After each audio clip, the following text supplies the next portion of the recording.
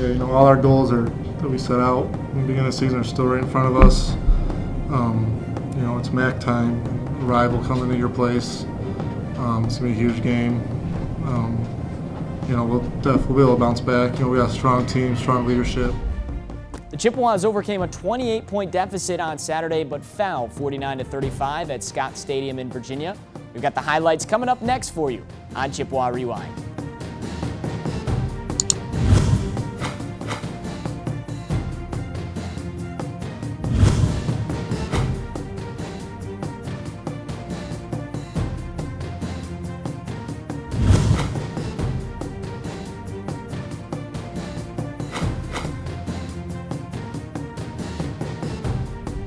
Welcome into Chippewa Rewind. Central Michigan fell on Saturday, their first loss of the year, 49-35. I'm Adam Jackson. This is Coach John Bonamego. And Coach, what did you think of the game on Saturday? Well, obviously we didn't get off to a very good start. Dug ourselves a hole early, and I was proud of how we battled back. But in the end, we made too many mistakes to win the football game. Hats off to UVA. They outplayed us, and they deserved the win. And the good thing is there's a lot for us to learn from this tape.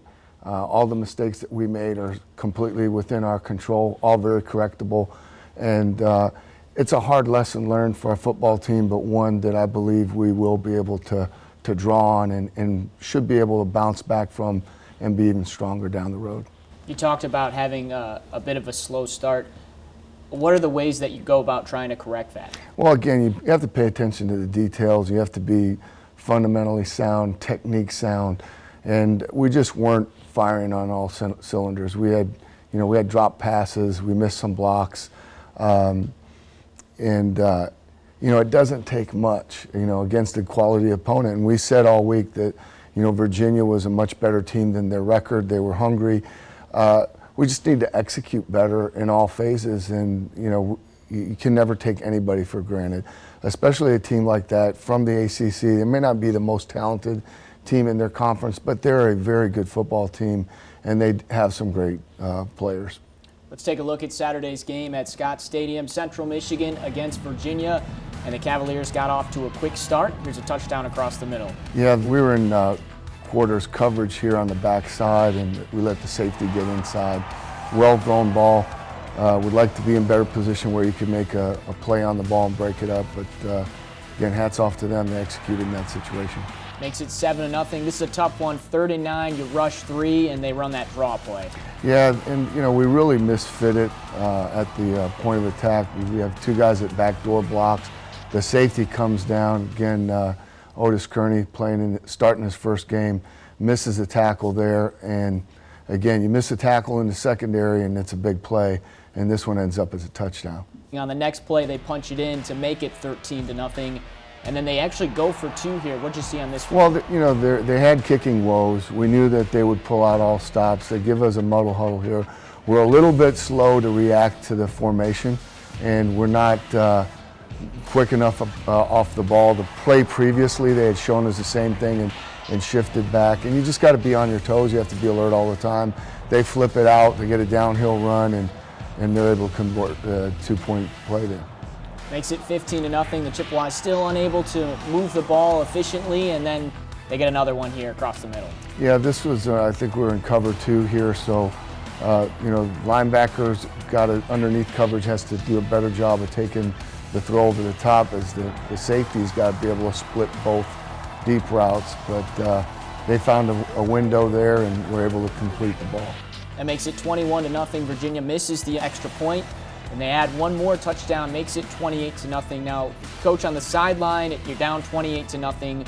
What did you feel like the mood was? Well, I felt like we were still competing. I thought the kids were obviously there's a level of frustration, and you're just really wanting somebody to step up and make something happen, and someone to make a play. Well, they certainly start making plays. You guys did on the next drive. Here's a big one, 4th and 10. Cooper Rush is able to find Corey Willis. Yeah, this was a nice job here by Corey on the route. It was a well-timed throw, accurate right where that needs to be, and we were able to pick up the first down. You continue to inch closer to their goal line, just about 4 minutes left, and Jonathan Ward gets in for his second career touchdown. You know, John's really just gaining strength as he gains confidence in playing time. This is well blocked at the point of attack. He's able to find the crease and get in the end zone, and we're back in this thing. I know your defense didn't play tremendous in that first half, but you got to give them credit. They got a few stops late to get you the ball back here. Yeah, they did. In the second half, I thought we started to come alive. We're adjusting a little bit better to their speed and positioning ourselves a little bit better. And we were able to get some stops and some 3-and-outs, and those were big, enabling us to get back in the game. 28-7, and then here comes the big play to Corey Willis. Yeah, this is stutter go. Well-run route. Ball comes out right on time by Cooper, lays it out there.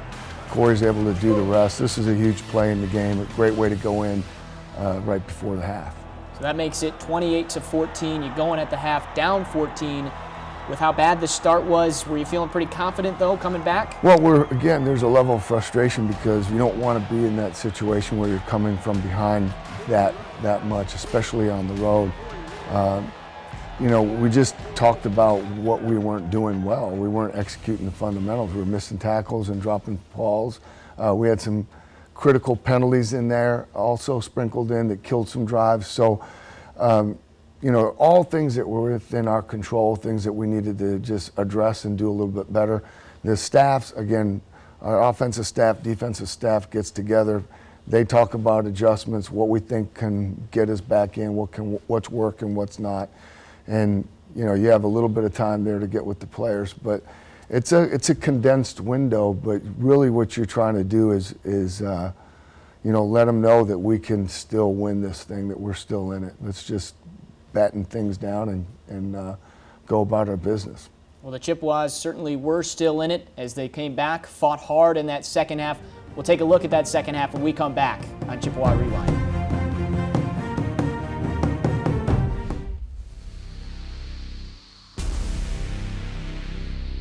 The game is bigger than quick hands, breakaways, or finger rolls. It's bigger than layouts, sellouts, and shooting the lights out.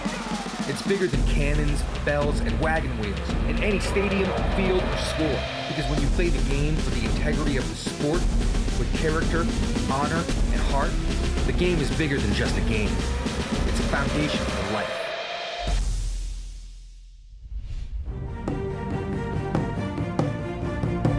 Virginia leading Central Michigan 28-14 at the half, and an interesting situation for you. You guys were down, came back. What was your message to the team in the locker room at the break? Again, let's clean up our play. Let's manage the things that we can manage, focus on our fundamentals, take care of our business one play at a time, one series at a time, and work our way back into it. We're down by 2 scores. There's no 14-point play in football. You got to work your way back into it. And fortunately, we were able to get a quick strike here on defense, which really helped us, gave us a big spark. Let's take a look at that quick strike. Amari Coleman, the second time this year, he takes it to the house. Yeah, it's his second pick six. Great job here just recognizing the formation. He knew what was coming.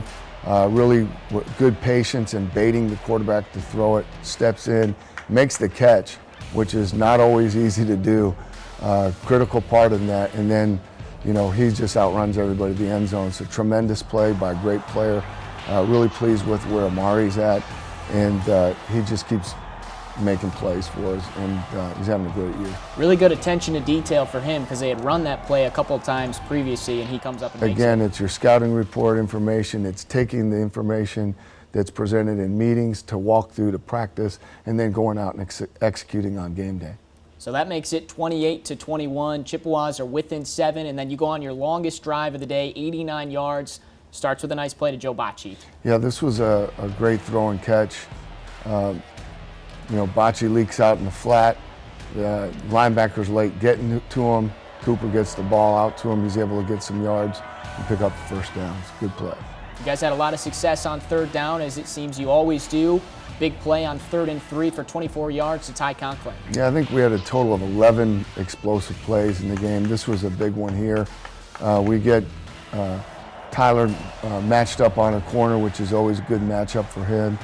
And for us, he's able to use his size Cooper does a nice job of laying the ball out there, and he does the rest. 6 catches for 97 yards for Ty Conklin. Big that he stepped up because you had a couple injuries at the wide receiver position.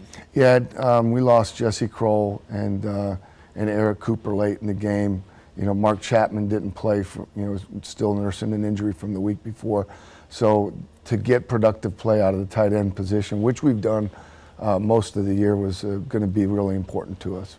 Still 28-21. The third quarter comes to an end, but then the first play of that fourth quarter, Corey Willis again gets into the end zone.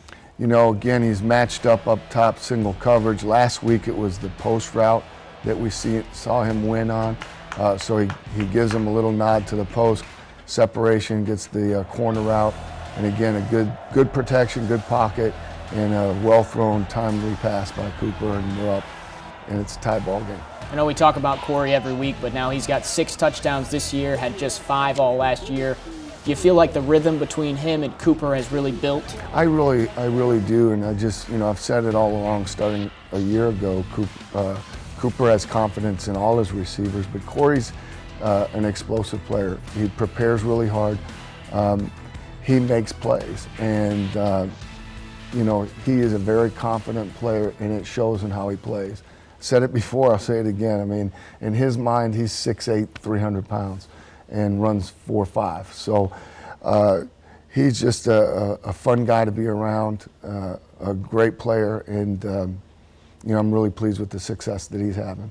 Well, here we are. You guys down 28-0, come all the way back. We're tied at 28, and then this play seemed to be the backbreaker. Yeah, it was.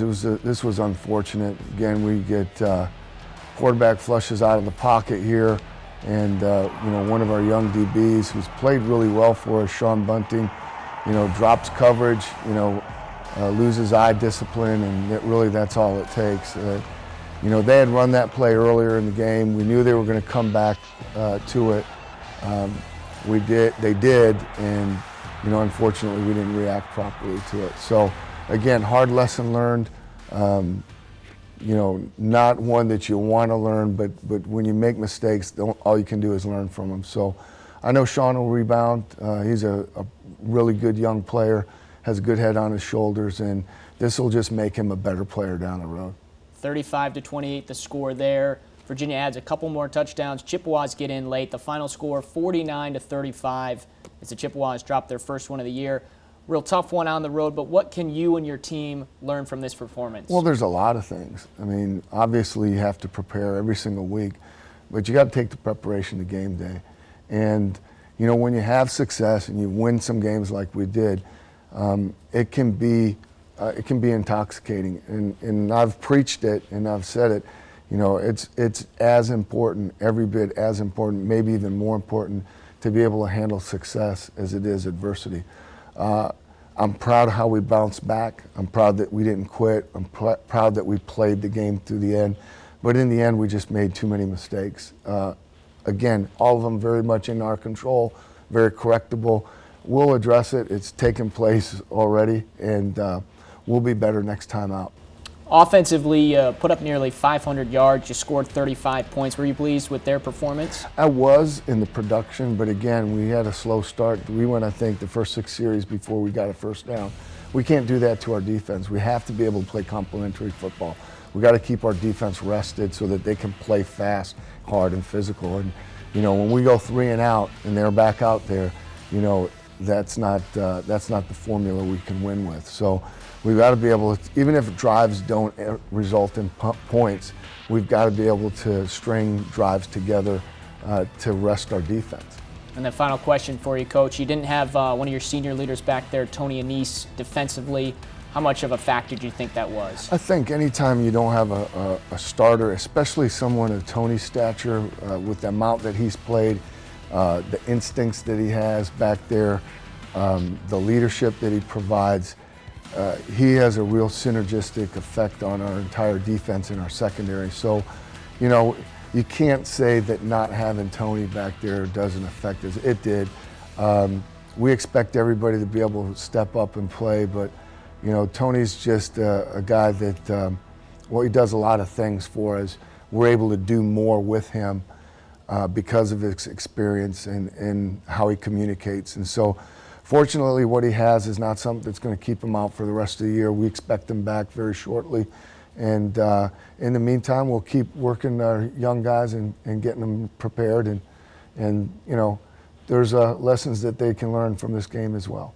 Well, the good news is this one's over, and the better news is now it's on to conference play, and Western Michigan comes rolling into town this week. A big game for Central Michigan, and MAC implications are certainly on the line.